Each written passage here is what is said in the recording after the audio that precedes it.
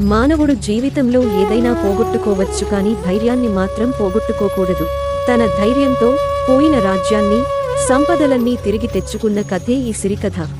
అమరావతి పట్టణానికి రాజు అమరేశుడు. అతనెలాంటి వాడంటే భూపాలుడు, అనుపమ సద్గుణశీలుడు, ఆశ్రిత సజ్జనలోనుడు, అపర కుబేరుడు, అభినవకర్ణుడు.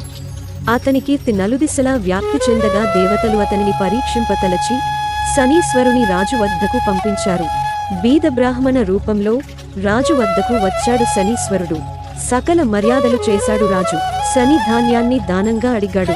రాజు ఇవ్వబోయాడు. అప్పుడు ధాన్యలక్ష్మి ప్రత్యక్షమై, రాజా, వచ్చింది బ్రాహ్మణోత్తమ కాదు, కపట శనీశ్వరుడు. నన్ను దానంగా ఇస్తే నీ రాజ్యాన్ని విడిచి వెళ్ళిపోతానని చెప్పింది. శనైనా, హరైనా, మునైనా, దేహి అంటూ నా ముంగిట నిలిచిన వాడికి ఇచ్చిన మాట తప్పలేనని రాజు సెలవిచ్చాడు. ధాన్యలక్ష్మి కోపంతో రాజ్యం విడిచి వెళ్ళిపోయింది. ధాన్యం తీసుకున్న శని ధనం అడిగాడు. రాజు ఇవ్వబోయాడు. ధనలక్ష్మి ప్రత్యక్షమై, ఆగురాజా, శనికి నన్ను దారబోస్తే నిన్ను నీ రాజ్యాన్ని విడిచి వెళ్ళిపోతానని హెచ్చరించింది.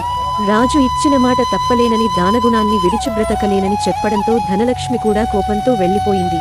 శని అడిగింది అడగకుండా అడుగుతుంటే రాజు ఇచ్చింది ఇవ్వకుండా ఇస్తున్నాడు. అలా రాజు వద్దనున్న సప్తలక్ష్ములు కోపంతో వెళ్ళిపోయారు. అన్నీ పోయి ఉన్న రాజును చూసి, శని, ఇంత సంపదతో ఒంటరిగా వెళ్లడానికి భయంగా ఉందని, వీరుడు శూరుడు ధైర్యశాలి అయిన నీవు నా వెంట రక్షణగా రావాలని కోరాడు. రాజు వెళ్లడానికి సిద్ధపడగా ధైర్యలక్ష్మి ప్రత్యక్షమైంది. సప్తలక్ష్ములను నిర్లక్ష్యపరచిన నీ వద్ద నేనుండలేనని, నేను కూడా వెళ్ళిపోతానని చెప్పగా రాజు సాష్టాంగ నమస్కారం చేసి, తల్లి, నువ్వున్నావన్న ధైర్యంతో రాజ్యం, సంపద అన్నీ పోయినా తట్టుకున్నాను.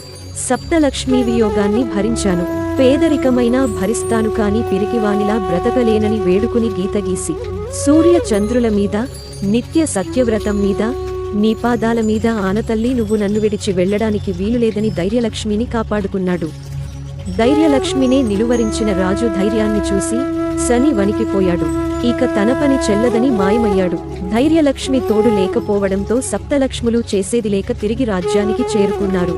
ఒక్క ధైర్యలక్ష్మిని కాపాడుకుని అష్టలక్ష్ములతోనూ రాజు తన రాజ్యాన్ని సుభిక్షంగా పాలించడం చూసి దేవతలు పూలవర్షం కురిపించి ఆశీర్వదించారు.